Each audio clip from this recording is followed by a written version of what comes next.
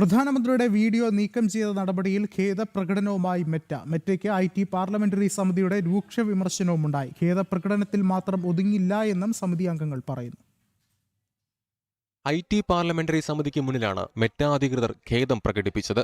Video നീക്കം ചെയ്തത് സാങ്കേതിക പിഴവുകൊണ്ടെന്നാണ് മെറ്റ വിശദീകരിച്ചത്. പ്രശ്നം മാപ്പപേക്ഷയിൽ ഒതുങ്ങില്ലെന്ന് സമിതി അംഗങ്ങൾ വ്യക്തമാക്കി. ഉദ്യോഗസ്ഥരുടെ ഉത്തരവാദിത്വം ഉറപ്പാക്കണമെന്ന ശക്തമായ ആവശ്യം യോഗത്തിൽ ഉയർന്നു. പ്രധാനമന്ത്രിയുടെ വീഡിയോ നീക്കം ചെയ്തതിന് പിന്നാലെ ഉദ്യോഗസ്ഥനെതിരെ നിയമ നടപടി വേണമെന്ന് സമിതി അംഗങ്ങൾ ആവശ്യപ്പെട്ടു.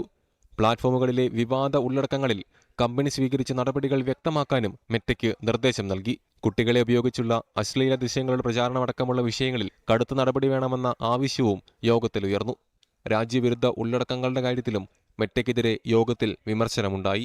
ഭരണഘടനയ്ക്കുള്ളിൽ നിന്നുള്ള വിമർശനമാകാം എന്ന നിലപാട് യോഗത്തിൽ പ്രതിപക്ഷ MP മാർ സ്വീകരിച്ചു. ജനം, ഡൽഹി.